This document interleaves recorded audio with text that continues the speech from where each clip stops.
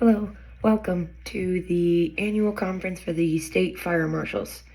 We're looking forward to having a great conference this year, and hopefully you've been able to enjoy different educational opportunities. Today we're going to go over the future of community risk reduction for the city of Waterville, Maine. My name is Kaylee Brown. I'm a firefighter paramedic for the city of Waterville, Maine. I've been with them for almost 2 years full time. I've been in the fire service for almost 19 years. I am a firefighter, critical care paramedic, and an instructor.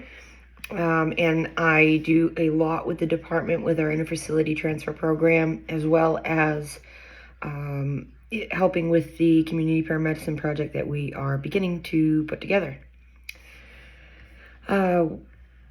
We want to start with welcoming you. It's a new year, a new month, and a new day. Fire departments are seeing a growing call volume every year that's expanded from our typical fire service calls to community risk reduction and community geared education, fire prevention, juvenile fire setting, and beyond.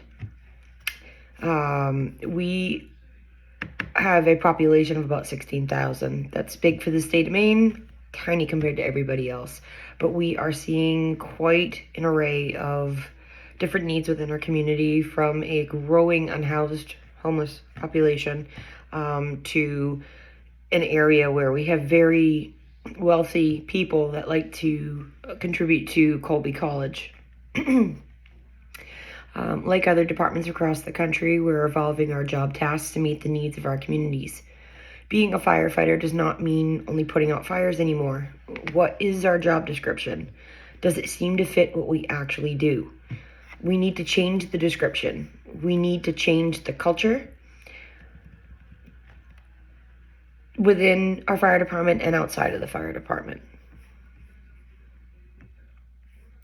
So we are going to discuss the future of fire prevention, fire service culture, community outreach, training, education, and professional development, workforce and societal changes, future challenges, fire department community risk reduction leadership, and public safety personnel risk reduction. We have a duty to act, a duty to serve, and a duty to perform. We sacrifice ourselves for the safety and well-being of our community. We must have pride in duty. We must have pride and duty. We can't move forward in the service without learning from mistakes in our past. Remember the good old days where we would wear rubber boots, a long coat, go running into a burning building without airway protection? Yeah, some probably well before my career even was a twinkle in my mother's eye. That was the normal. Tailboard chats consisted of sitting on the back of the truck in the bay, smoking a damn good cigar, probably a Cuban, and it would go late into the night. We'd talk about calls from the day. We'd talk about our families, or even how the Green Bay Packers smoked the Cowboys. Sorry, Cowboys fans, go Green Bay. We have been learning the hard way that firefighter cancer is real. Injuries can be prevented with the correct protective gear for our airway and our body. Cancer screenings can be done for early detection, which in turn gives us a fighting chance. We have equipment that enables us to find each other when we're down inside of a burning building, everything from infrared to pass alarms. We need to apply this hunger to be better, more efficient, and increasingly valuable to other aspects of the everyday activities of our department. We need to be the pillar of the community that the city can't remain standing without. The future of fire prevention. Where do you see it going? I see it getting bigger. I see it having more value. And I see the need to branch out. It matters. Fire prevention matters. We start young, and unfortunately, other than an occasional public service announcement, that's where it stops. We don't do fire prevention in our elderly community or in group homes with adults or even children with special needs. We really need to work on this.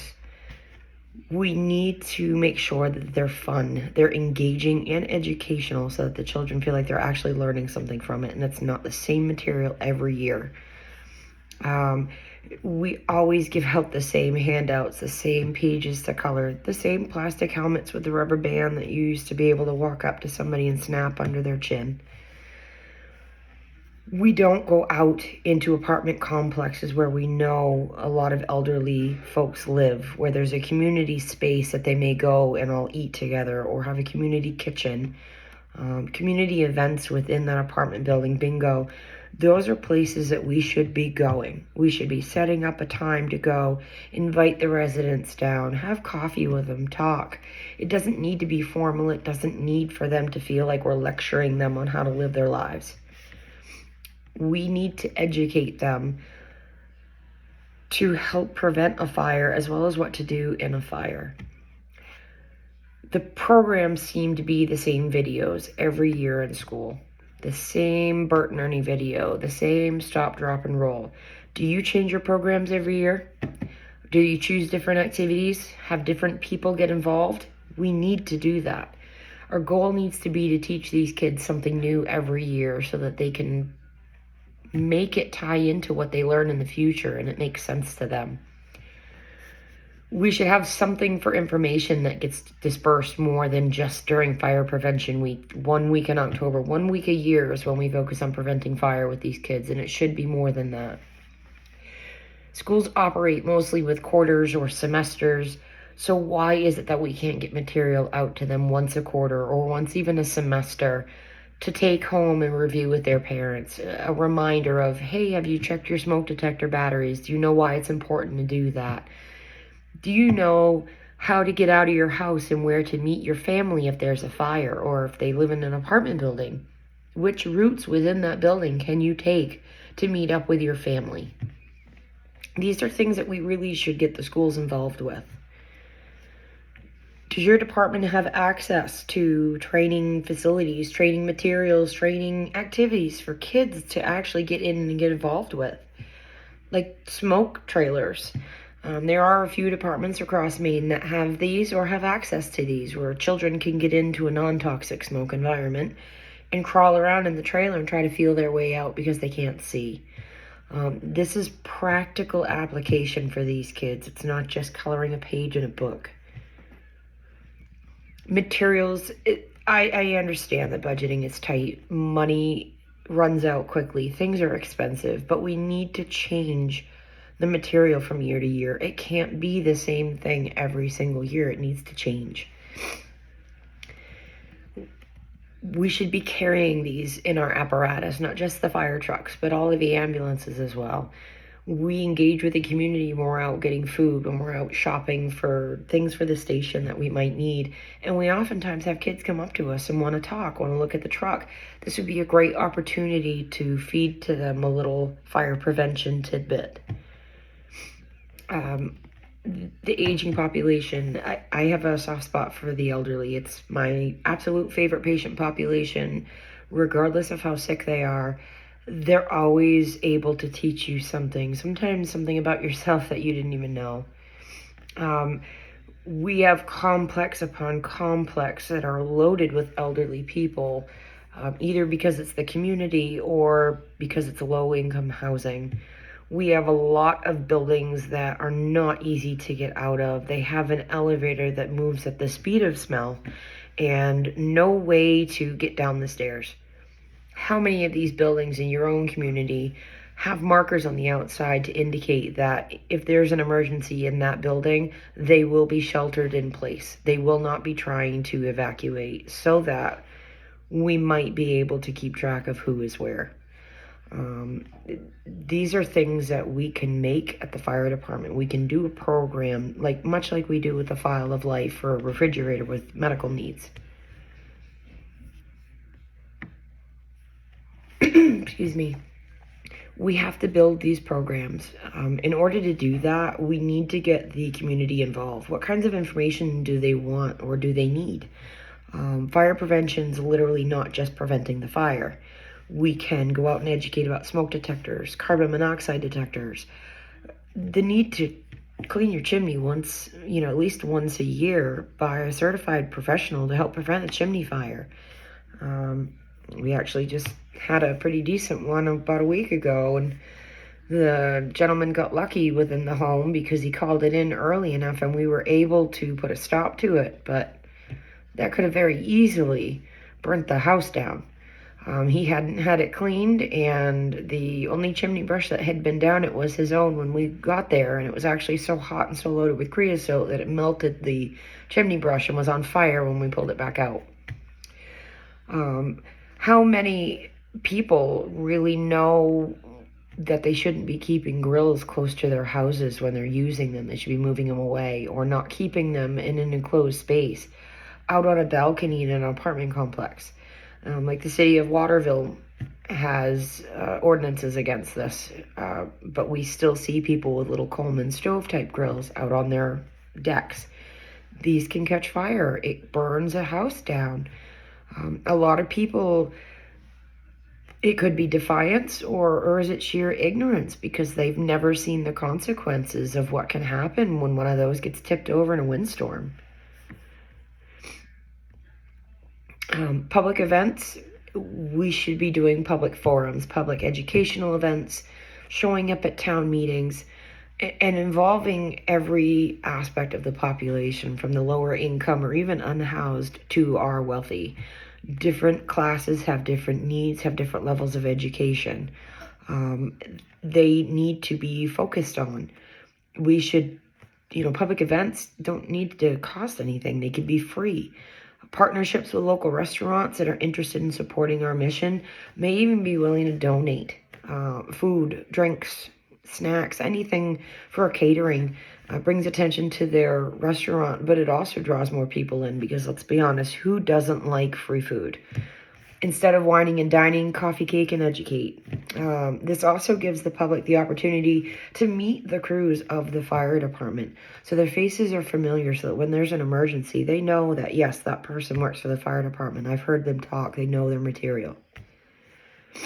We need to engage the community. They may want to know about specific topics and how to deal with a carbon monoxide that's alarming, and whether or not they need to just get out of the house or try to ventilate, which ultimately, if they're trying to ventilate, they at least know that it's a gas and it needs to get out of the space. But what they don't know is that we need to be able to meter that space to see how high that reading is. With the education that we have, the education that we can give, calls that we've experienced in the past, this gives us some data. The U.S. Fire Administration and FEMA collect statistics for every state from data collection reporting agencies nationwide. The National Fire Incident Reporting System is a big one.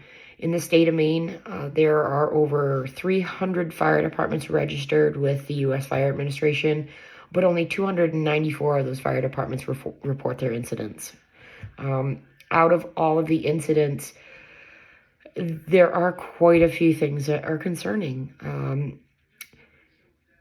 Out of all the fire departments reporting, 69.4% of those departments are volunteer departments. That means that you're not guaranteed coverage in your community. That means that you gotta hope that you get somebody to show up when the tones drop, when there's an emergency.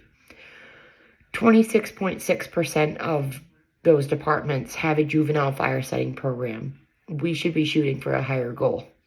We may not have a lot of juvenile fire setting behavior, but that needs to come down even more. If we are able to offer that type of education and have those services, we're lightening the burden on some of the police departments, on some of the schools, and even the parents by dealing with these kids.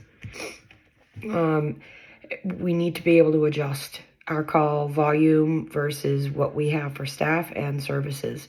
Out of all of the calls, 68% of those are for EMS. So realistically, a firefighter gets hired to not do much firefighting. In 2021, Maine averaged 2.7 deaths and 11.4 injuries per 1,000 fires. Both of those numbers are higher than the national average. Not overly high, however, they're still higher than the national average. We need to address this. How can we address this, though? We need to sit down and we need to look at our community's needs. We need to evaluate the rest of the data to look at what kinds of fires we have, and how we can deliver information about those to the public. Fire service culture. This is one of these things I've seen it change just quite a bit, just in the time that I've been in the fire service. Salty Jake's an old firefighter, always trying to pass along knowledge to a newer firefighter, but not without a bit of poking first. Our culture has always appeared to the public as if we're riding around in fire trucks with Dalmatians in the front. We have men, big men, burly men with large mustaches. We go to work, catch a few jobs, and go home. Do we leave the station beyond calls and getting food? In the past, no, not really. We need to change some of this. We have a public building that people can go in and out of during the day.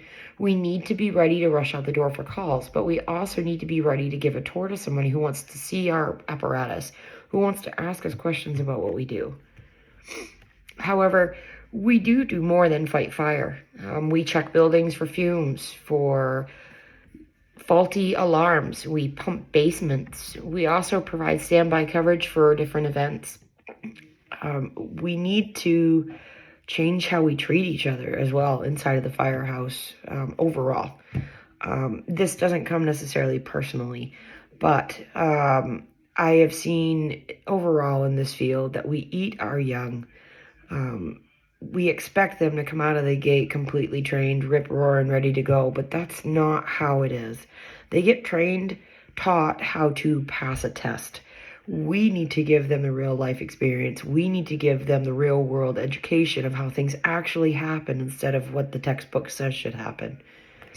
We don't need or want to coddle them, but we need to nurture their growth to strengthen their skills, their knowledge, and their desire to want to continue in the fire service and then repay the favor to a future generation. We need to be approachable by the public. We need to think of the fire department as a business. Our community provides our customers. They're not always right, but it's our responsibility to teach them why their action could cause harm, and why their action could be wrong, but in a respectful and polite way.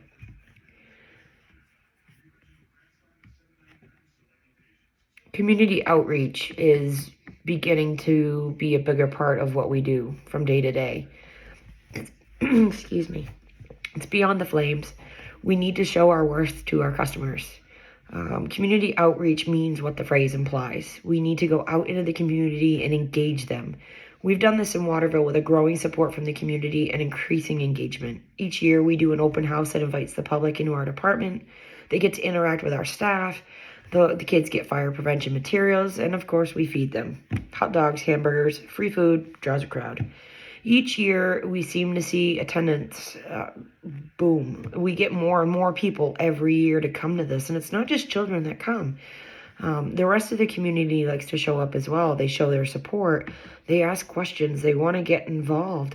They want to see what their tax dollars are covering and what their tax dollars do, and it justifies when we go to the community and ask for more positions or more money to fund a program. We're more likely to get it because we want our community to understand that they matter to us just like we matter to them. Who does fundraising for their department? We do. Not necessarily for department things, but we may get gear for our call staff or specific pieces of apparatus that doesn't belong to the city. It belongs to the firefighters of the department. This has been a newer project for us in some ways. Community fundraising as well. Within the last few years, our shifts have changed what our priorities are. Each shift at Christmas time used to spend a certain dollar amount towards purchasing a gift for the shift officer, and in turn, the shift officer would spend a certain amount on each individual member. A couple of years ago, we decided that what's the point of doing that? Let's pool all of that money instead, and that total amount of money, let's buy supplies for an after-school program, food and supplies for the animal shelter, diapers, things for a children's center. We wanted to give back to the community, and so far it has taken off and has been an amazing success. The Waterville Animal Shelter, the Alphon Youth Center after school program. A lot of these places have gotten hundreds of dollars of donations from the fire department, not because we want recognition, but because they matter to us. If we can help those programs stay afloat, if we can help those programs give to their clients, we show them that they matter to us. This also is a great public relation type of thing. Not only are we giving back to the community, but when we deliver some of these things, we're actually interacting with the staff of the businesses that we go to, but also the public. The public sees that we're doing that, and they come up and they talk to us. They thank us. They ask us questions about how they can donate towards it and help us out to make that a mission. We don't need to be thanked for our service or offered a pancake breakfast. We just want to have them understand that they matter to us. We also do state fire conventions in Maine. We do the Maine State Federation of Firefighters. It's an annual event, usually lasts 3 days over a weekend in September. And the location rotates from place to place. It usually bounces back and forth between northern, southern, and western Maine to kind of give different departments an opportunity to go. These conferences have vendors that come in from Wheelan, from MSA, from Scott, different rescue tech, paratech. They demonstrate their products. They try to sell their products and try to show us the newest advancements. But we also do other side events. We usually have a little get together. There might be an award ceremony. We do a parade through town with antique trucks that we actually will give trophies to for the furthest distance, for the oldest, for the most beautiful truck. We're those kind of people. And it's a lot of fun. There's usually a muster event that the public is invited to witness as well, and sometimes that gets interesting. Excuse me. But it's not just about the firefighters getting together and listening to maybe a keynote speaker that we get to come in from, say, Firefighter Chronicles. Although that would be amazing. We support the local businesses by doing this. Restaurants, places, to shop at, hotels, motels. The entire community benefits from conferences like this because they all get the overflow. They get people coming in from out of town to stay. They get people needing to eat, wanting to look at stores that, they may not have access to. I spent a lot of time in another county that was about 2 hours away from the closest Walmart. And I'll tell you, I know it's Walmart, but when you don't get to go to a Walmart for a while, it's quite exciting. So there are other stores that, that are similar aspects. So, but people like to get out. They get to see, they get to do. And they get to see the firefighters actually have fun and not worried about an emergency situation. Community paramedicine projects and community education as well. Community paramedicine and education have become a hot topic because they're becoming more important. People are asking more questions. We're getting out into the community to help with the emergency room overload from those seeking care from non-emergent situations. A lot of people are utilizing an emergency room as a primary care facility, and that's really not a good thing. It's taxing the emergency room. It's keeping people from getting into the emergency room who desperately need care. And it ties up the ambulances. We can't respond to somebody, and we're now having to call mutual aid because we're going to the same person over and over again for a chronic issue because they don't want to deal with it. We are trying to do with community paramedicine, we're trying to get out, we're trying to talk to people, reconcile their meds, help do wound care, remove stitches, do pre-op blood draws and ECGs for doctors' offices if somebody's not able to get to the doctor. The more we can offer to our community, the more our value increases. This may even help justify additional funding from state and government sources and even add to our career staff. We'll have more that we need to do. We need more people to get boots on the ground. Community education also. There are all kinds of projects that we can do, classes with them from basic first aid and CPR to stop the bleed. There are different communities across the country that actually have stop the bleed kiosks that contain bandaging materials and tourniquets and gloves for protection, because something as simple as putting pressure or a tourniquet on a wound can save somebody's life. These public relation type events and education are invaluable to our relationship with the community. In Waterville, we have a lot of homeless encampments, and we actually will sweep them every few weeks and go out, visit with these people, check on them, make sure they don't have frostbite, that they don't have wounds that could potentially kill them if they don't get a medical evaluation. We let them know where to find resources, warming shelters, care for opioid addiction. We're seeing a lot of overdoses, so we also have a Leave Behind Narcan program that we are trying to make sure that people know that these overdoses can be avoided.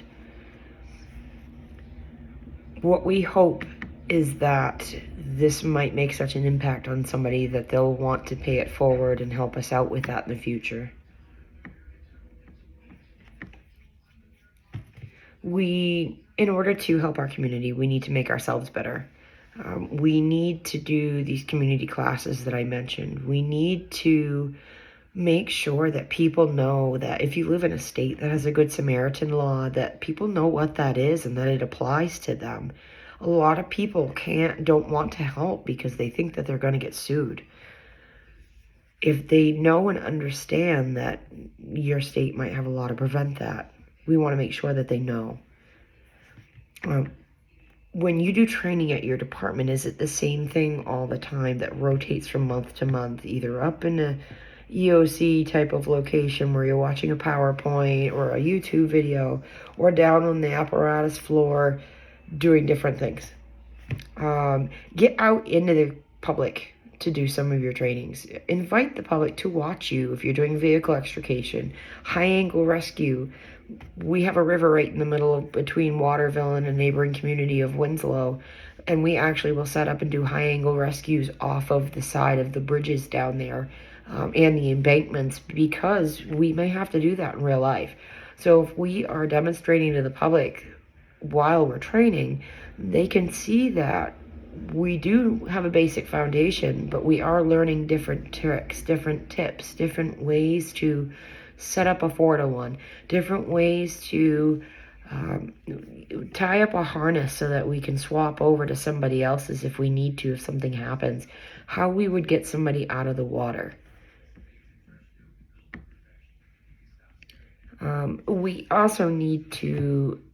We really need to intermingle. We need to, if we're able to, send our staff to different departments for trainings, different agencies. If we can all bring something back to the table, a different piece of knowledge, we all become dependent on that knowledge from each other to build upon. And if we invest in our employees, they'll invest in our organization and the mission. They'll want to stay. They'll want to continue to learn.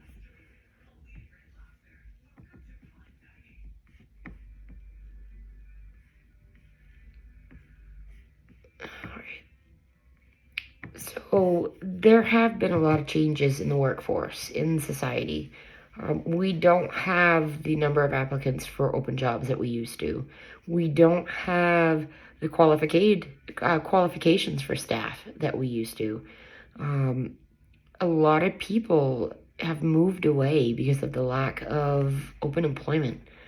On the flip side of that, we also have people who, due to COVID or other reasons, collect government money and don't feel the need to work. They make more through the government than they would getting an honest day's paycheck. We need to change this.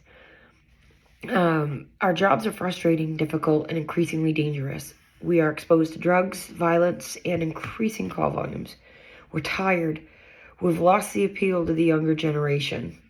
Tech center programs all over have gone to the wayside or been completely abolished due to low enrollment or the cost. We're not advertising out in the public at the schools, job fairs, for these kinds of programs. We need to fix that. We need to address this. We need to show why it's important to get kids started young into this career if they're interested in it. We've also had a hard time getting people qualified to apply. Can we fix this? Maybe not directly, but if we can do something different as a workforce, a learn while you earn type of concept. Excuse me. A lot of departments have moved towards hiring people with no experience and training them on the job, not allowing them to go into certain circumstances until they have the certifications or the proper training to do it. This way they can watch, they can learn, they can understand the job before they fully get into it. The pandemic has really taken a whack at this career field as well. We fall under the healthcare provider field, and unfortunately, mandates and different things that we're not going to discuss because that's not the prerogative here, have ultimately cut our workforce in half because of mandates. So, regardless of opinion, this has caused an extra strain on our field, and we've got to be able to come to a middle ground for some of these things. Future challenges. How do we prepare for the future? So what will change? Some of the changes maybe haven't happened yet, but they're going to. We need to prepare for them now. Education changes, medical knowledge changes, science changes. We need to understand that a lot of schooling for EMS, for firefighting, is part of an accredited program. And the length of the class is getting longer and longer. This is off-putting to some, but we need to have that education. We're also required to have a growing number of continuing education hours every year. So how do we address this? Our departments need to do a better job of offering classes to their employees. There's a ton of virtual options, so there's no reason we can't set up something within a department so that people have access to unlimited number of those hours. Housing, that's going to continue to be a problem. It's going to continue to get worse. Things get more and more expensive. The drug dependence the drug dependence overall is getting larger, the problems with it. So we really, really need to be prepared for the influx. People use fires out in the woods to stay warm, to cook. They're left unattended when they go off somewhere. Encampments, people tend to, for some reason in Waterville, like to camp along the waterfront. Well, we've had a lot of nasty weather and some historical flooding events. We've actually had to go down there before floods and evacuate everybody. Situations like this, it increases our call volume because, again, they don't have the money for doctors' visits and things, so they use us for their PCP, to go to the emergency room as their PCP. And they like to abuse 911. They know how to work the system. They will call us and say, I don't have money for a taxi, so that's why I called you. It's frustrating. It's exhausting. Health insurance is expensive, so we're going to see some of this behavior continue, which is why we are focusing on community paramedicine type projects. We need change to happen. If we want to create change, we must stand for change. Leadership in the fire department must take a stand. It's not something that can be earned. It's got to be learned. Community risk reduction is not the sole responsibility of one person at a fire department. It should be a thing to unite the entire staff. Leadership needs to be excited about the project. They need to be excited about the material and be willing to go out with the crew. They may be leadership, but they set the example with their behavior and their actions. If we want our department, our members to go to community risk reduction trainings, we need to somehow incentivize them to go. Hopefully more towards the feeling of accomplishment that we were part of such an important program. Leadership needs to be trained in the material. They need to know what it is that we're going to do and how to do it in order for our staff to have that example. We can't ask the floor staff to go out and do things that leadership isn't trained or willing to do themselves. Leadership need to be resources for ideas, options, suggestions, and another body to help us perform the tasks that need to get done.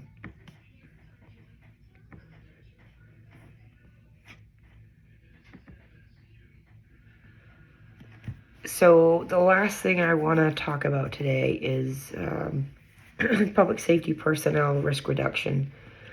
We have a hard job. We have a dangerous job. It's stressful. It's depressing. Sometimes it's pretty neat to see the outcome of something.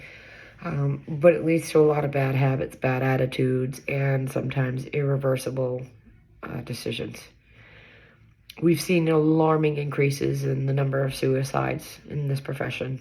I know of way too many people that I know personally in the last few years that committed suicide due to stress relating to this job, and that doesn't even hold a candle to the total number in the state, in the country, that this happens to every year. This is not a job for the faint-hearted. We can witness birth, massive injuries, severe illness, and even death. And if we're lucky, we can see all of that in one day. But how do we cope with that? How do we get over the stigma that you're less of a person because you need to go ask for help, you're weak? That's not the case. We need to ask people if they're okay. We need to reach out. We need to talk to them. We need to make sure that our family, our second family, has a place to vent and get the care that they need. Stress, this job, it's physically, mentally, emotionally exhausting. All of these things can lead to our increased risk for heart attack, stroke, or even other medical conditions like diabetes because we eat like crap, let's be honest. Coffee is its own food group, okay? But caffeine does horrid things to the body. Nicotine, again, strokes, heart attack, vascular disease. The health problems are innumerable, but it's how some of us have kind of learned to cope with on-the-job stress instead of in a healthier way. We need to promote healthier eating choices, exercise programs. If your department doesn't have a fitness facility per se, try to set up a membership with a gym nearby. Sell it to the community for free memberships for the fire department to go in there and actually have them go do the workout. There are some insurance companies that will give an incentive if somebody can show documentation that they did go and they worked out X amount of times per week for 6 months.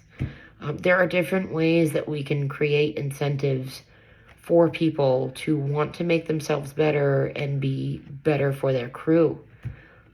We can't respond to an emergency if we become an emergency ourselves. There are resources out there for smoking cessation, for alcohol dependence problems. Cancer screening should be included with the vaccination package that they do every year, with offering hepatitis B, tuberculosis, flu shots, and now COVID vaccines. Cancer screenings are becoming more prevalent because early detection saves lives. We have a higher likelihood to develop cancer due to all the nasty byproducts of combustion and chemicals we're exposed to every day. They hang out in the gear even when we clean them, and we get exposure more often than we even realize. We've come a long way with decontamination of our gear, but we still need to get better. We still need to do better at protecting ourselves from these carcinogens. We do have facilities set up across the country, at least now, for depression, anxiety, PTSD. They're centers for excellence. There are resources through the IAFF, as well as the local and state governments that can guide you to where you need to go. We need to check on each other. We need to take care of each other. If we don't, none of the programs we want to do, none of the community outreach, fire prevention, those things can't happen if we're not here to make them happen. To summarize, we need to change the basics of fire prevention. We need to give back through our outreach. We need to encourage interest in our field.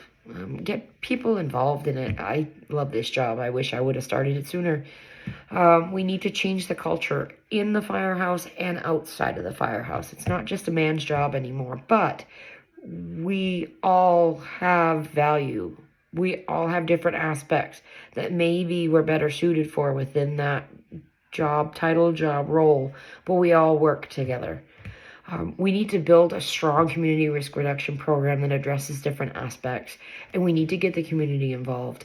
We can't change anything if we don't know what it is that needs to be changed. We should be running numbers. We should be evaluating the kinds of calls we're on and changing what we do. All right. I want to thank you for your commitment, your work effort, and for serving your states. If you have any questions, want to reach out, please contact me, and thank you for attending.